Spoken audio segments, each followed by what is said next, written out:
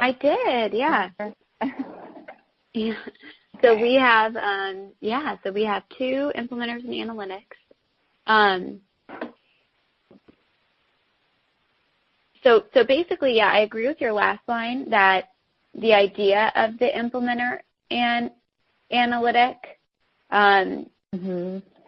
is that, yeah, it's like kind of being forced into take on, not your natural state because responsibilities get busier and you kind of have to. But if not, we can come up with a new example of a couple. Okay. What do you think? As you read through it, do you think it needs more variety? Well, I'm trying to think what other combination we could do. But, I think it's interesting that you could include someone as an analytic that is naturally an analytic but has been forced into an implementer role. Because I identify with that. I feel like I'm a capable student that has been forced into the implementer role. Okay. So I identified with that when you told me that you were analytic and been forced into implementer. So maybe someone else will identify with that. So let's just think of a couple of more if you want to do a couple more. And just to make sure it's all even. But, yeah, I do like the idea of including the forced implementer with another implementer. Okay. So so what's missing? We could do with someone else. Okay, yeah. So a capable student with a. I'm trying to think if I have examples with a diligent saver. Oh, yeah. Is that what you're thinking? Well, I'm just throwing it out there. Okay. I'm looking through my calendar to see if I have anyone that falls into it. Yeah. Cool. Let me go backwards.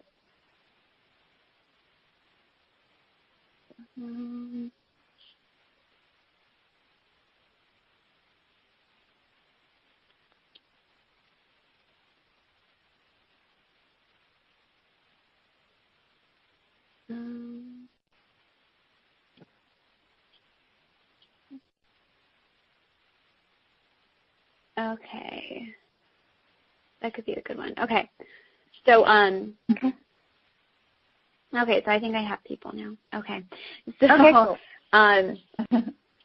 Okay, so the capable student is the husband. Okay. His real name, so we'll need to change this, is Jonathan. And then his wife is Madeline, and she's a capable student. Or wait, she's a diligent saver. He's a capable student. So they both have great jobs. I'm trying to think of what is not so obvious because they might read this. She is so in real life, she's a CRNA. So like a anesthesia nurse. Okay, so but maybe not medical. Maybe she's maybe she's a nurse practitioner. It's far enough difference, I guess. And he works in like website design. So maybe what could he do that's a little bit different? He could be a lawyer. How about that? Okay. And they're at the point in their life where they're having kids, right? They're trying to buy a house. They're figuring out kind of their whole financial identity, and it's come to a point where they have to have some conversations, and they're realizing how different they are in the way that they look at money, right? She has never had an issue saving money. That's never been the problem. She doesn't know what to do with it, but she's never had an issue saving money. And that's how she has always kind of viewed financial success. Does she have a good emergency fund? Does she have no debt, right? Does she live within her means? They're very realistic about their income. And her husband, right, has really good, really wants to figure this out, but just doesn't have those same natural instincts to save. And he has a little bit of credit card debt, right? Hasn't been, fully maximizing a 401k match, and he really just wants to make sure he does it the right way, but it's led him to, not really do a whole lot of anything for the last, 10 years that he's really been, or 5 years that he's really been working and making money and all that. And so in their dialogue, right, it's important because her natural gut reaction is to kind of take over. And, she knows how much they spend on everything. She knows how much comes in. But to really make sure that he feels up to speed and confident in the decisions that they're making. He can be a really big value add to their financial, decision making. He just needs to understand what's going on. And really it's going to be easier for him to save and implement a plan if he feels confident about where it's going. And that's really been what's missing. Is he has overpaid on his credit card, but not completely. He has contributed to his 401k, but not fully maximizing the match. Right? He's done some of the basics, but hasn't ever gone all in because he's not 100% sure that they're the right decisions or like what the priority is.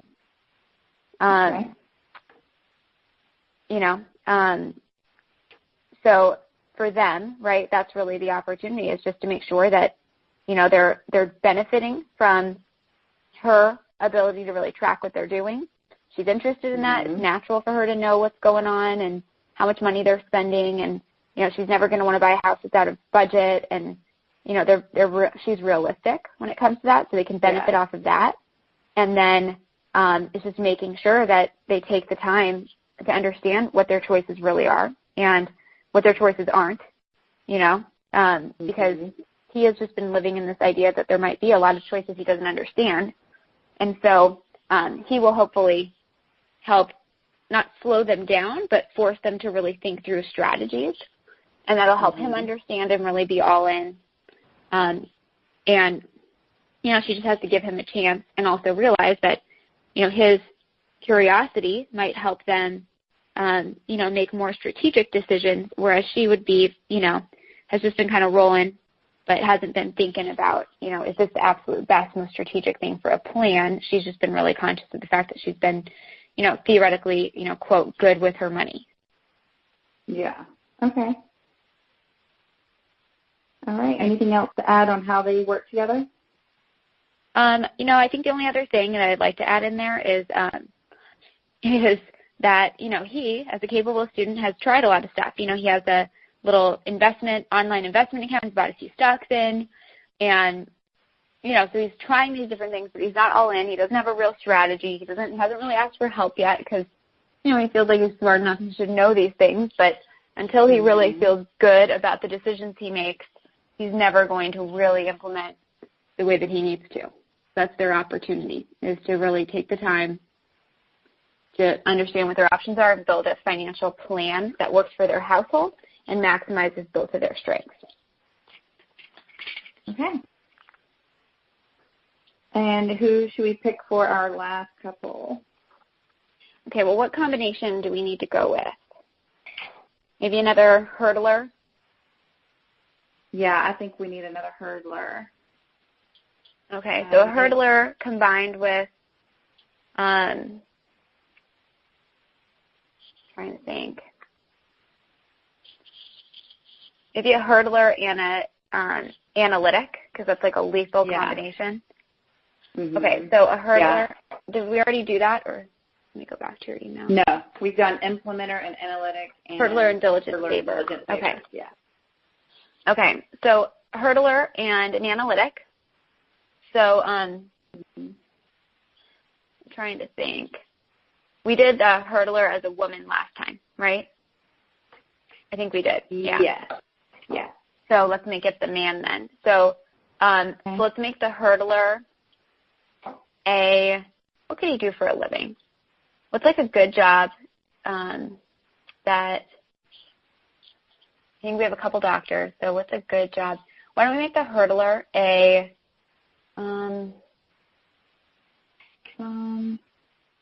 works in digital marketing. How about that? Yeah. Okay. Okay.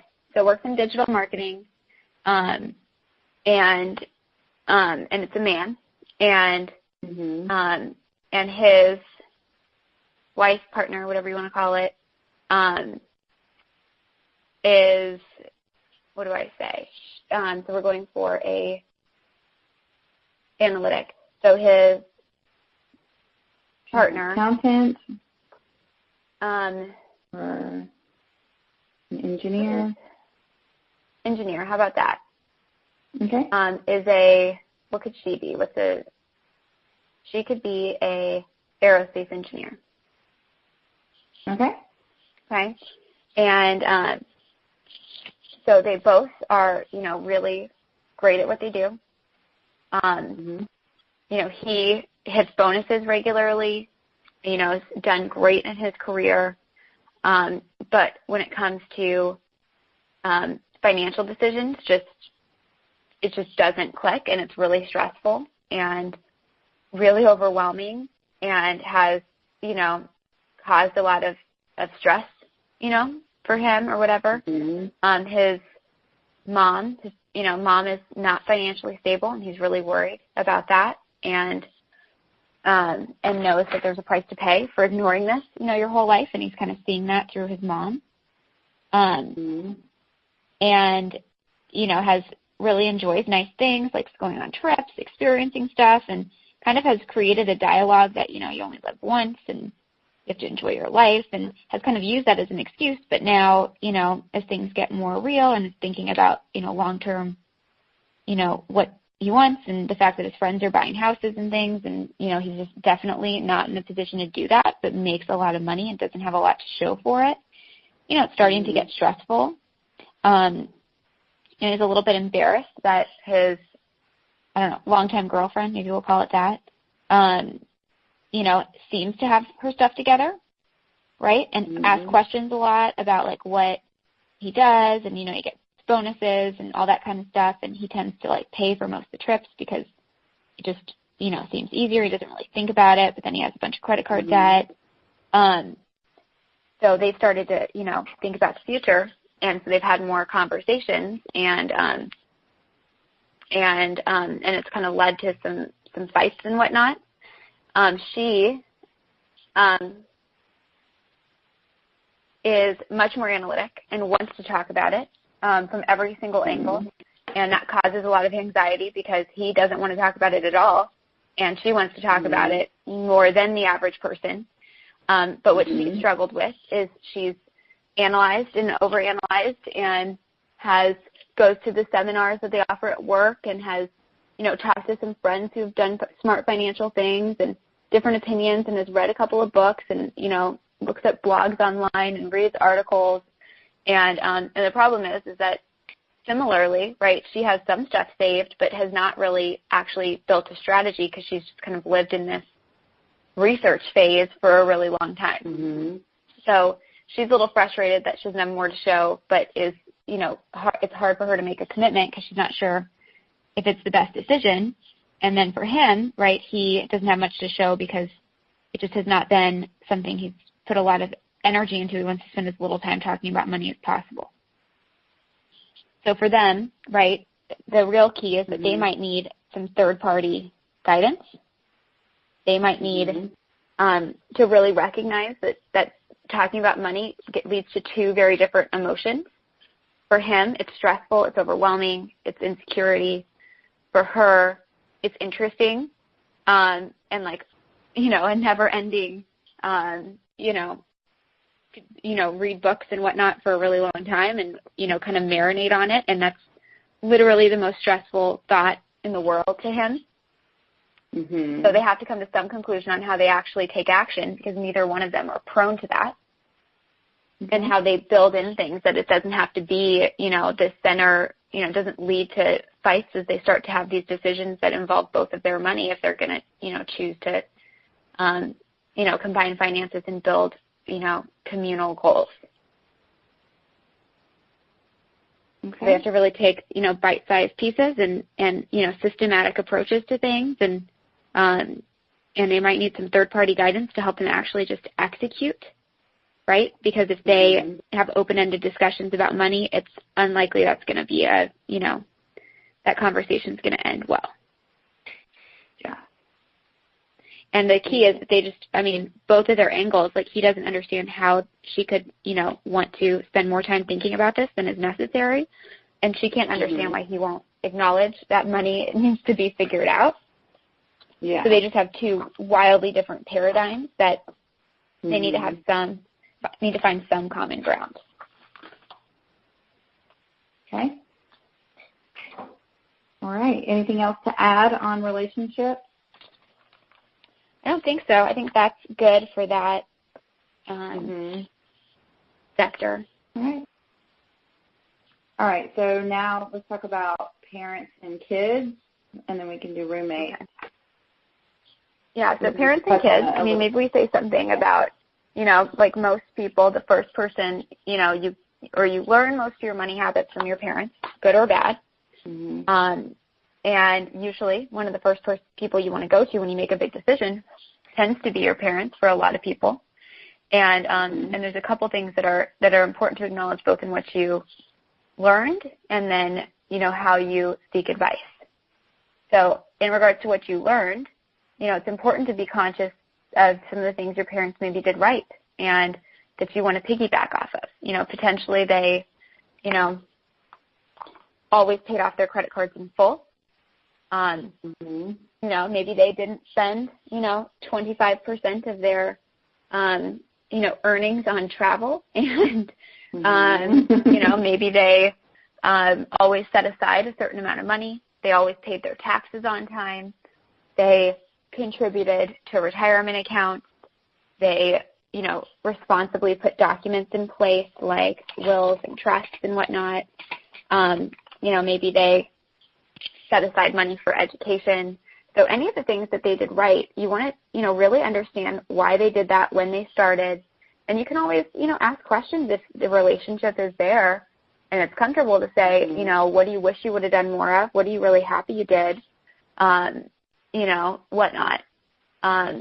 So there can be some really crucial, positive learnings to get there, and hopefully they instilled some of those good behaviors if they had them in you, like setting aside money and opening a bank account and, not being afraid to, understand how compound growth works. If you have any of those positives from your family, that can be really, really great. It can be a gift that you get that not everyone gets. It's also important to acknowledge some of the things that maybe parents did that was not perfect, and not to think that you're doomed because you didn't learn good habits, which is an excuse a lot of people make, but to realize also that sometimes you learn by an example of what not to do, right? Not everyone is blessed with great financial decision making. So some things that parents maybe didn't do is potentially they didn't save for retirement, and now they're aging, and that reality sinking in for you that you might be their retirement plan or part of it. And that saving early really does make a difference, and it really is important, and time does go by quickly. Potentially your parents, put a lot of their retirement money into one or two, big stocks. And then when the market crashed, they lost a significant amount of money that they couldn't recover.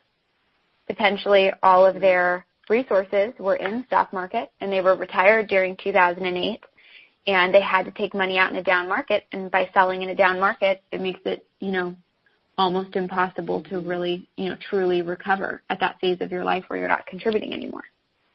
Potentially they didn't have disability insurance and something happened and they couldn't work for a period of time. And you saw the repercussions of what that, does to a family when you don't have that, really crucial backup plan in place. So, there's great learnings both in what people did well and what people didn't do. And the most important thing is that you just learn from that, good or bad, or maybe a combination of both, right? Some parents do some things really well and not other things. And that's, that's very common. And, what can be applied to your life. I think the next thing we have to acknowledge is what worked for one generation doesn't always work for another, right? If your parents bought life insurance when they had kids, but they had kids at 21, and you want to have kids, but you don't realistically see that happening until you're in your mid-30s maybe, that doesn't necessarily mean that you get to delay that decision, because health is still a big factor, and health changes a lot between 21 and 35, potentially.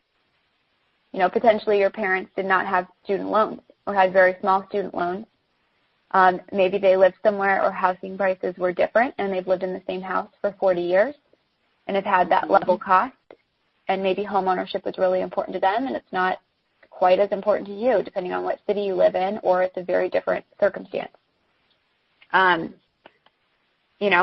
Saving for paying for a college education for theoretical children in, 5, 10, 15 years from now is a very different ask than, potentially a state school 10 or 15 years ago. So it might not be that simple to be able to recreate what people did. There's just other complexities of life now. I mean, when you're living on your own, you might have a cell phone bill, an internet bill, a cable bill, and all of those things might be an additional $250 a month that just didn't exist in 1985. Mm-hmm. And those are real, it's a real difference when you get out of college and maybe your income is 30 or 40 grand. It's a big, additional discretionary, piece of income that has to be allocated. So it's okay to also acknowledge that some things maybe worked for one generation and won't necessarily work for the other. And you can see a big place that I see this is sometimes parents or grandparents encourage people to, their kids or grandkids to open up CDs, certificates of deposit. Mm-hmm. And it's not that a CD is good or bad, but, when they were younger, they might have had CDs in the 80s that were paying 10 to 15% rates. And today, it might be paying less than 1%. So it's just that you have to look at what your goals are, and not one thing is always good or always bad, even though it might have been a really good decision when they did it, and it might still be a good decision for you based on what you're trying to accomplish, but you just have to dig a little bit deeper than surface level when it comes to advice, which I think is the real, the point of this. Yeah. Okay. So when it comes to if you're the kind of person, right, that's going to rely on your parents for a little bit of guidance, it's also crucial to make sure that at the end of the day, you own your financial decisions. It's not on your parents, right? It's not fair to them, and it's not fair to yourself to abdicate that responsibility. It's also, not a good excuse that you want to, solely go to someone else to help you make decisions, because at the end of the day, your parents might have perfect advice for them. And so some of the big, the things I see a lot of times are a parent has set up a retirement account for you, your first job, but it's allocated like a 65-year-old man, much more conservatively, and that might reflect your risk tolerance, but it also might not. So making sure that you, take some financial ownership and you look at everything based on your goals and what's important to you, right? Another big assumption that a lot of people that I see is they don't even ask their parents, but they assume if they got disabled or something happened that their parents would be able to take care of them. And while I'm sure, most parents don't want to leave you out, in the cold, that's not really a fair assumption unless you have very clearly had that discussion and they have ample resources to provide both their retirement and care for you. At some point, right, you have to adult a little bit, and maybe you need risk management to protect, your income. Sometimes parents co-sign on loans. If you are, lucky enough to have parents that are willing to do that, number one, and number two, have a great credit score and whatnot. But it's important that you guys discuss, do you have private life insurance that you own? If your parents are co-signing or they're going to, pay off your student loan or something like that, and then you're going to just pay them back slowly, it's important that it's important to them, right? And this should definitely be something that's discussed. It might be important to have some form of life insurance in place so if something happened to you, they're not stuck having paid off your $200,000 graduate degree.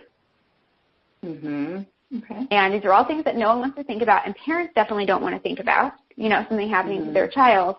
But it's important that we, take a good financial proactive approach.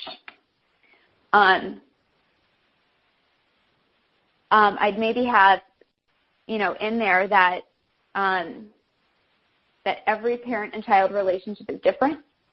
Some parents are wildly generous and want to help provide a down payment for a house and things like that, it's still really crucial that the child understands, right, what that means, what the tax implication is, and that they still build good habits.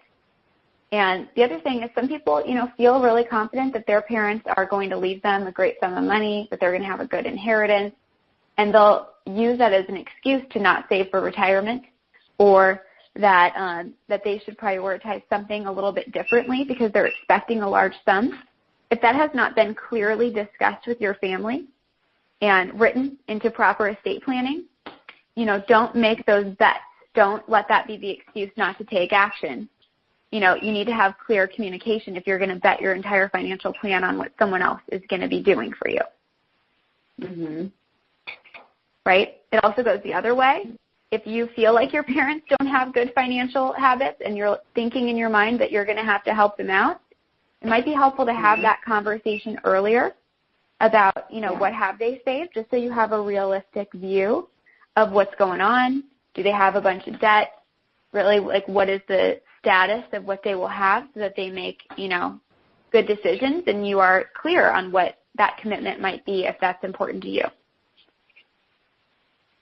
Okay. Right. Anything else to add under the parent-kid section? Mm-hmm. I would just say if you are a parent, or a child, and you are thinking this might be a helpful book to read and to understand, that, again, like most things, whatever you are, most of our suggestions for the planning is to start with goals. And a lot of parents, when they're trying to give suggestions to their kids, are assuming they know their kids well, but they're assuming they know their goals. That is not a fair assumption. It's worth asking. It's worth figuring out. It's worth having someone else ask if you don't feel that that's a conversation that's appropriate or that you can honestly have.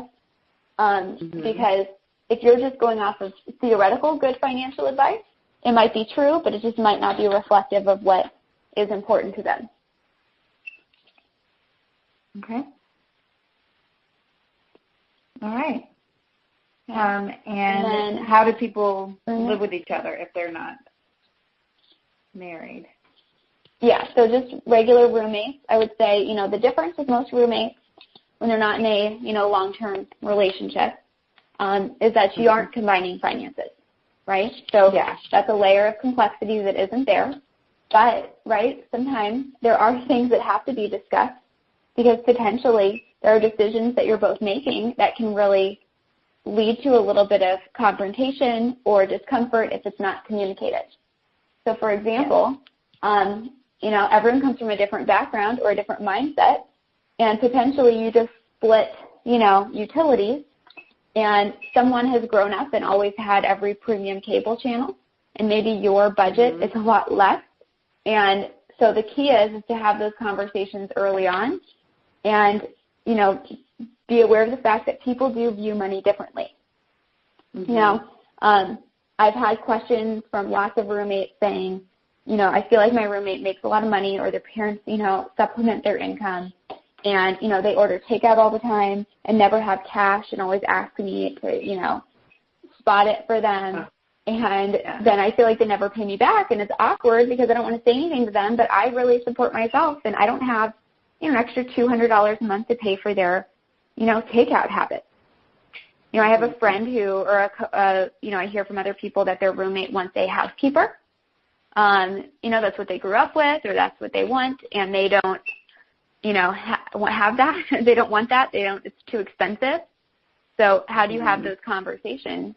And the key is if you know your budget, and if you can just be clear, those are great questions to ask before you move in together. And then there's also some ways for compromise. Potentially if you don't care if there's, cable and your roommate does, maybe it's a different split in cost, or you say that you'll, take on some other responsibility in the house.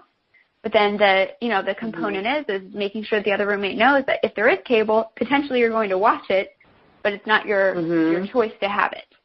So most of those relationships are solved or most of those conflicts are solved by communication and earlier rather than later.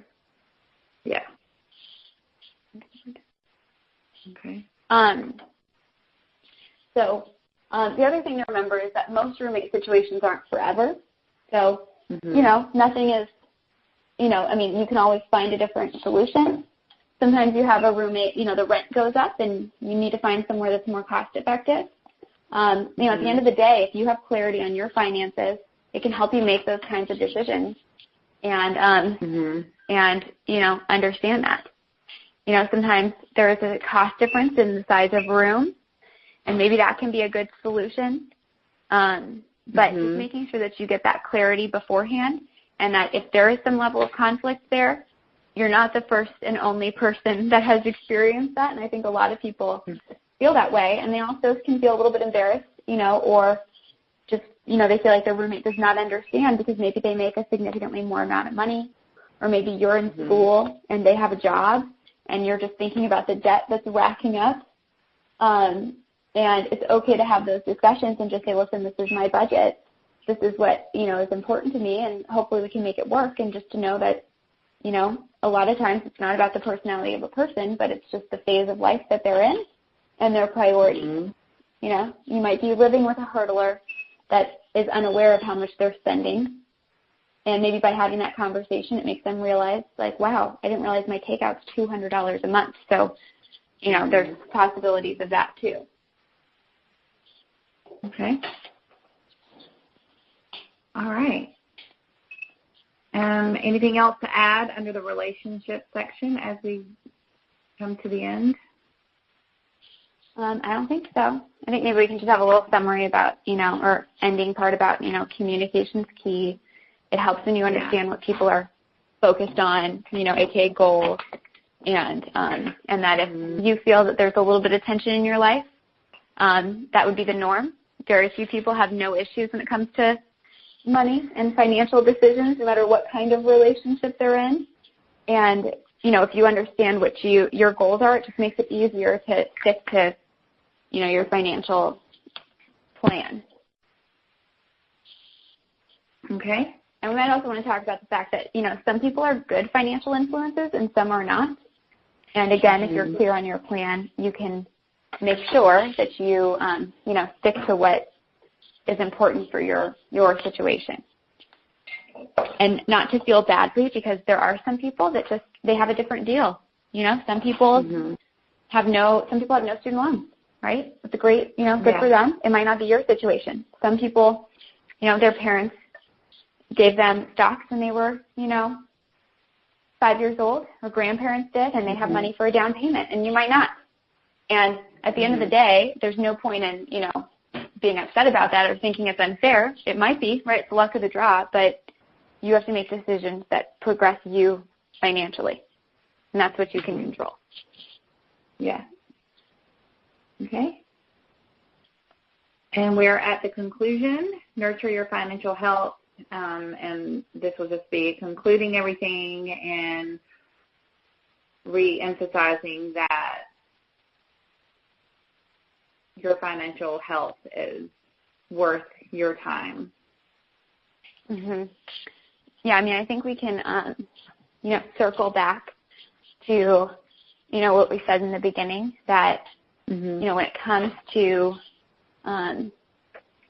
financial, you know, decision-making or the way that you know, treat those things in your life, that that it really needs to move from the space in your mind that you had dedicated to, you know, filing your taxes and all the other things that you maybe aren't a huge fan of doing, and it needs to move into the wellness space, because it's a discussion and and something that that, you know, needs to really be cared for, and you need to build a lifelong commitment to financial health.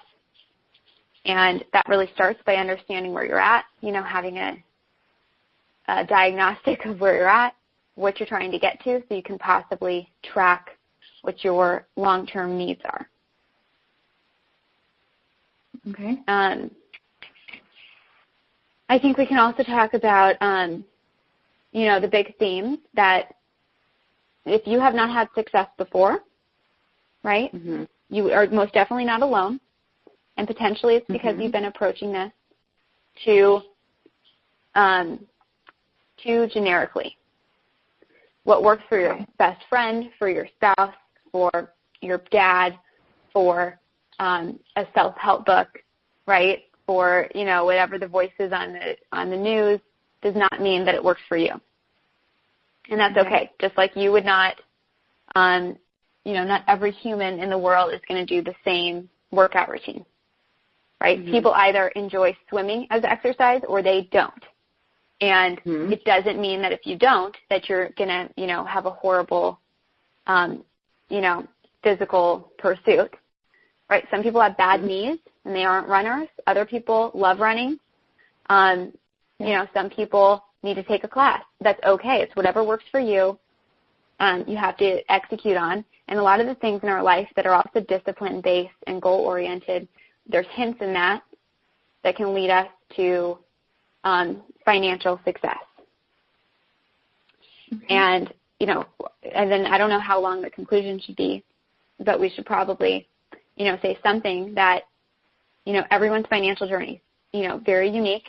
And you have to make sure that we just get on the path of your own journey.